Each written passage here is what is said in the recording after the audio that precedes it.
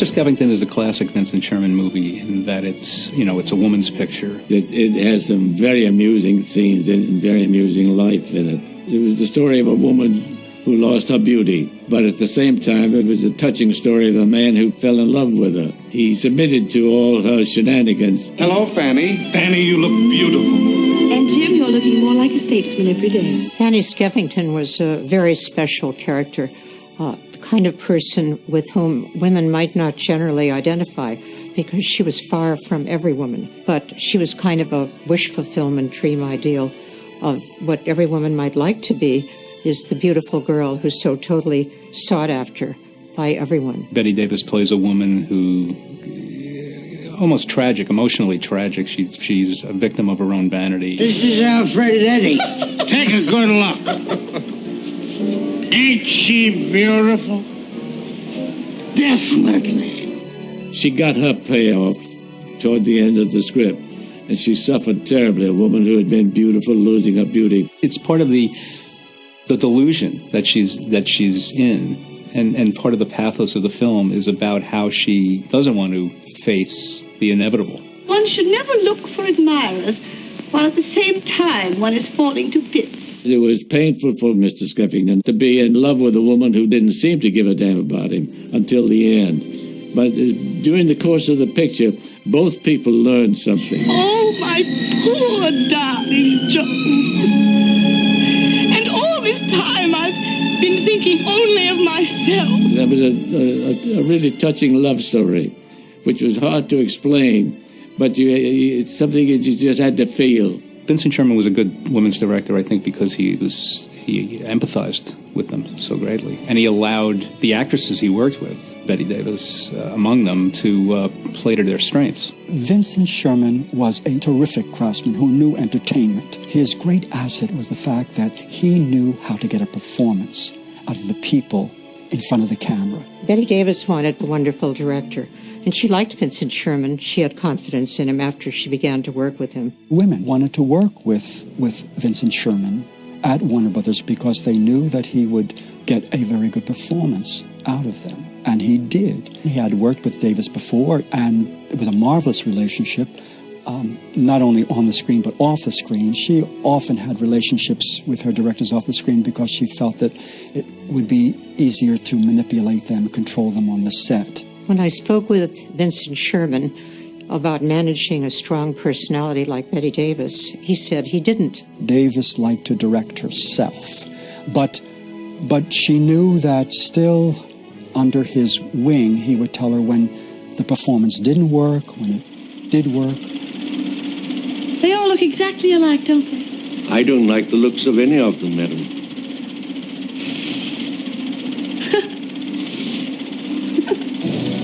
Fanny Skeffington was a very amusing, interesting character, and it was a character that women could go to see during World War II and be diverted by the melodramatic effect of it. I think Skeffington tapped into what women were going through or feeling at this particular time. Although they couldn't, formulate it, there was an uneasiness. They were getting a sense of themselves during the war years and certainly after the war years. But, during the war, women, served in the military, 100,000 of them.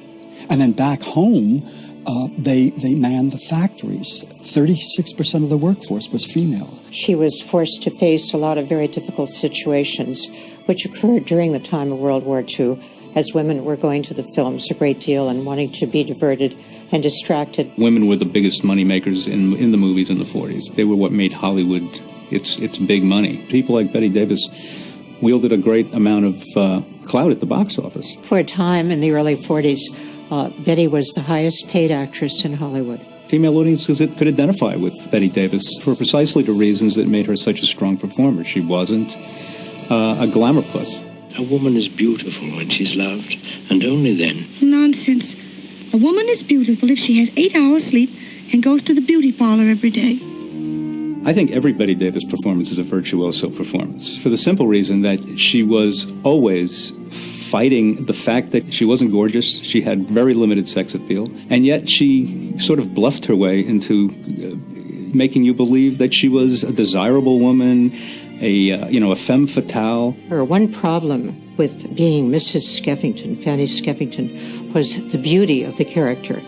And at first, she felt like rejecting the part because she knew she wasn't that kind of beauty. They reassured her that she would be able to carry it off with the help of wonderful makeup, costumes, and of course the hair. George, I love you very much, but would you mind moving your chin just an inch to the right? Manby spent an hour on these curls. The popularity of Mr. Skeffington lies to some degree in the costuming. The clothes were very important in the picture. Part of the reason that it was a woman's picture and women did love the picture was to see all those beautiful costumes. R.A. Kelly was the perfect man for it. First of all, he loved the period and he loved Betty. Ori Kelly's, one of his characteristics was the clothes always brought out the character. Isn't it a trifle immodest?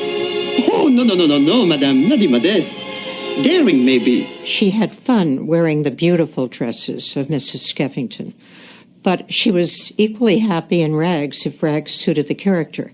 And she felt that was the difference between being a star and being an actress. Did Betty Davis think she was beautiful? I think she was too smart to think she was, and I think that a lot of her power comes from that awareness that she had to be a better actress rather than coasting on her looks as so many actresses would have done at the same time. She was a woman of limited sex appeal and great acting ability. There was some difference of opinion between Vincent Sherman and Betty Davis on hair, makeup, and assorted other things.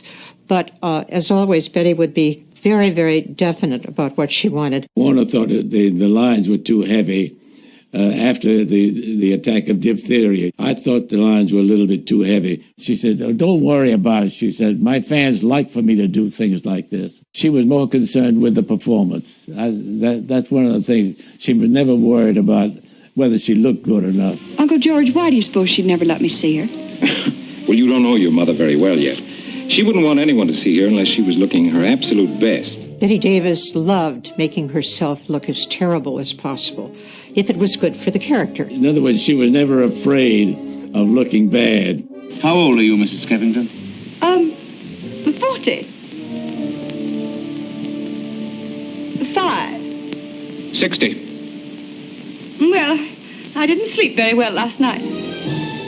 Betty Davis made women feel better about themselves, and she gave them a feeling that they could do a lot. They could take charge in their lives. They could be something. Here was a new woman, a bold woman, a modern woman. That's what Betty did. She was a great star and had a great talent. Betty Davis was the kind of person with whom women really identified, because we're talking about Betty Davis in the 20th century, and now we're in the 21st century talking about her.